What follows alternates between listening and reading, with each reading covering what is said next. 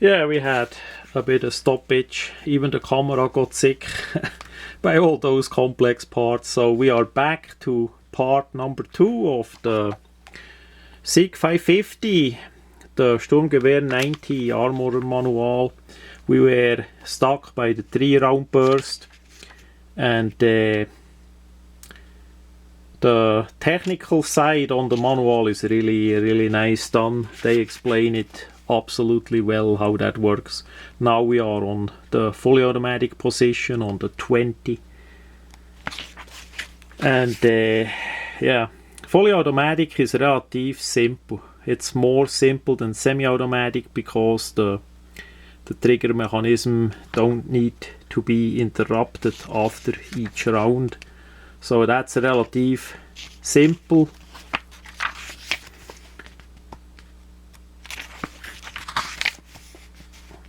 Here they talk about who is responsible to clean the gun and all that, and as they shoot with it, what it is with cold and snow, when to fix.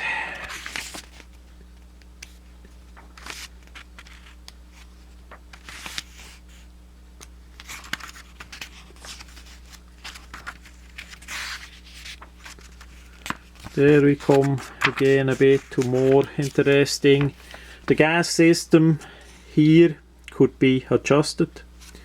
Different positions we see here. Second position. On top is the front side. The open side needed a special tool for adjustment. Wenger did make a Swiss Army knife for a while for a make that adjustment. Was an expensive Swiss Army knife. I did not buy it. Here we see the holder of the bayonet. The Swiss design is round to lock the bayonet. It's not like the US version. On top we see the tritium night sight. This one has a number 1 that is flipped down. It will flip up, and then it's a night sight. We see the flash hider and the ring for the rifle grenades that go in here.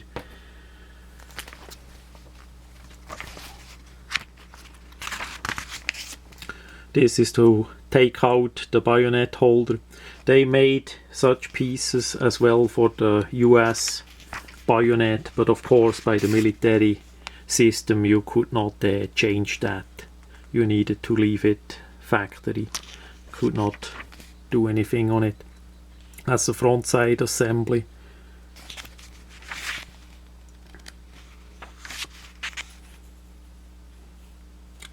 The gas system. And here we already come to the rear sight assembly. The rear sight did have a look a bit like the Heckler & Koch system with the drum. Needed special tooling to adjust.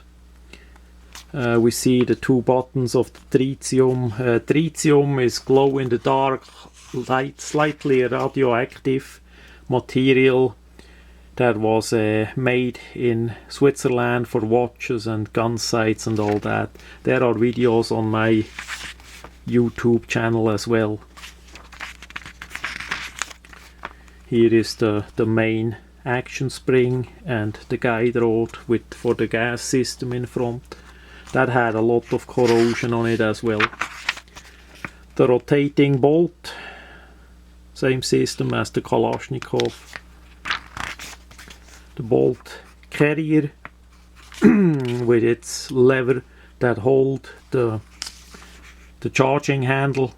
Charging handle would only go in the right side, and the channel of the charging handle in the receiver was covered by a kind of riveted on rubber material to prevent dirt to come in. How long that did last, I don't know. Here we see that great example of a bipod was not too well spring loaded and too fragile. Here we see the trigger assembly with all its parts.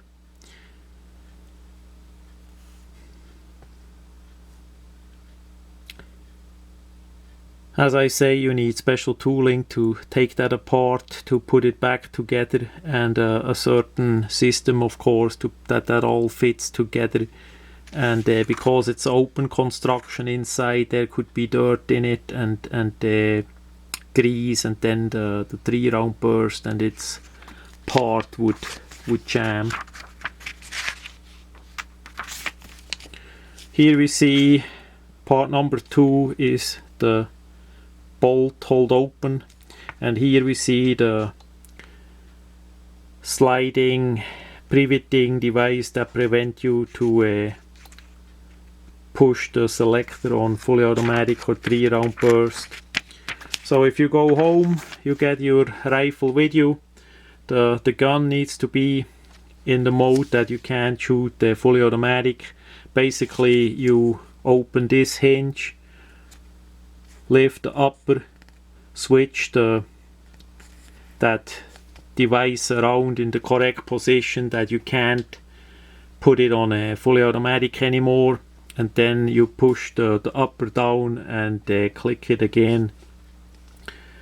Takes less than a minute to put the gun from semi-automatic only to full auto, so it did not prevent much anything.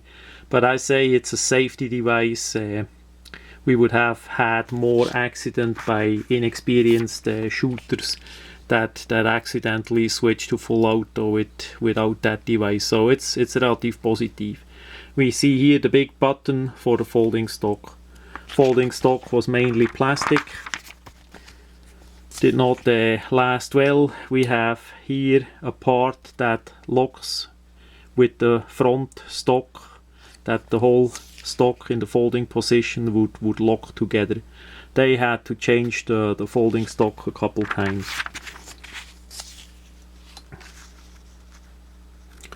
And here the pistol grip area. The trigger guard is pivoting here and here, so you can put it on the either left side or right side. Then we have something for the more knife interested people. You see how the bayonet 90 is constructed. It was not sharp either. That chisel grind did not work too well. Here adjustment for the rear sight. We see again the tritium.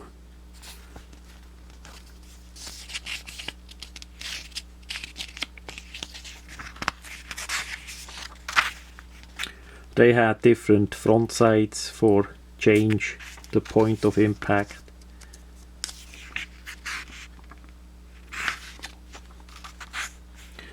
Also the trigger you could adjust, I mean the armorer could. It was kinda 2-stage trigger like the 57 had, but relative rough. Then there was a scope. We had, maybe you see that, no. There was like a rail on top, and you could mount the scope relatively easy. Of course it was not a weaver rail, it was something else. The one part did go in here and one part was in front as it locks, so it was its own system, and it needed, how should I say, it was triangular in front, and the rear part was that bolt that would lock in. Something strange too, not like a weaver rail or something that would be completely available. So scope mounts were expensive. Some smaller companies did make scope mounts too, and sell that.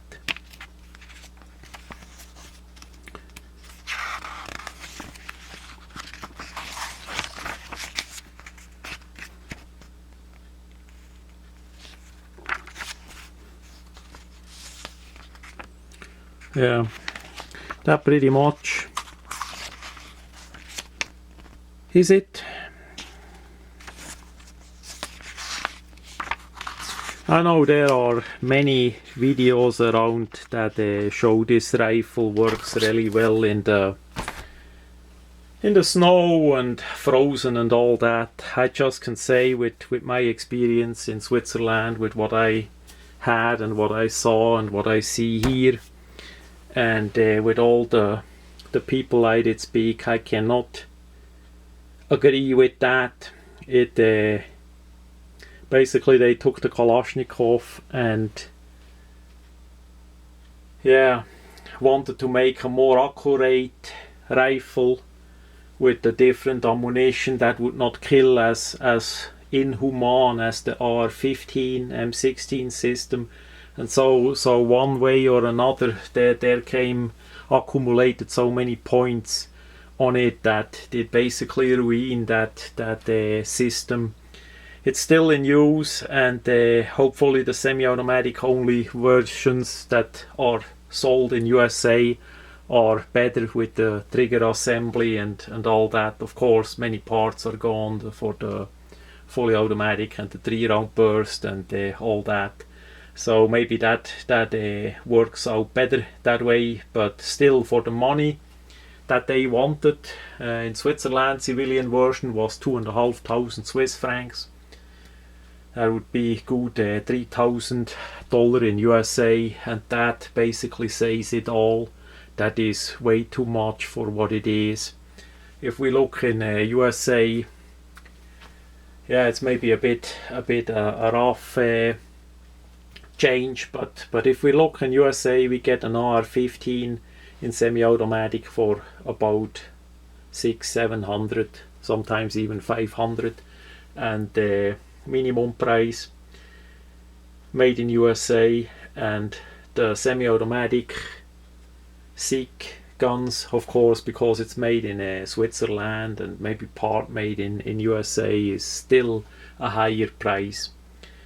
And for me personally, as much as I like Switzerland, that's simply not worth it, with all the drawbacks about the magazines and all that.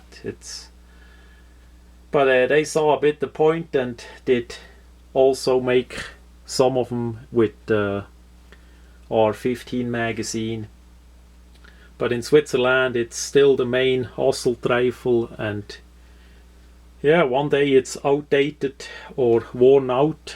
There are not that many made anymore, and we wonder what they gonna buy next. Maybe a Heckler & Koch or something like that. We will see.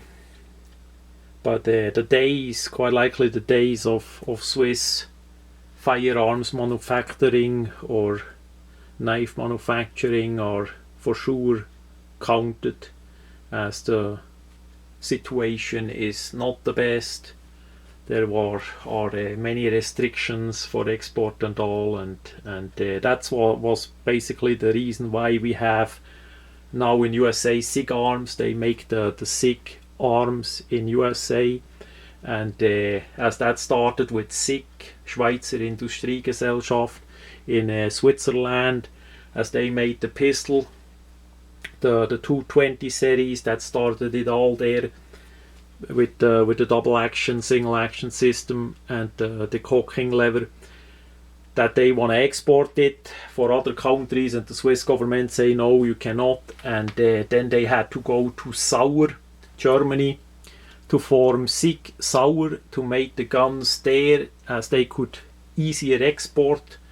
But that did not last too well or too long either, so now they are in USA as SIG Arms, and that company with the pretty good US law, they can export pretty much how they want, and so other people can use SIG products, basically Swiss products, without limitations.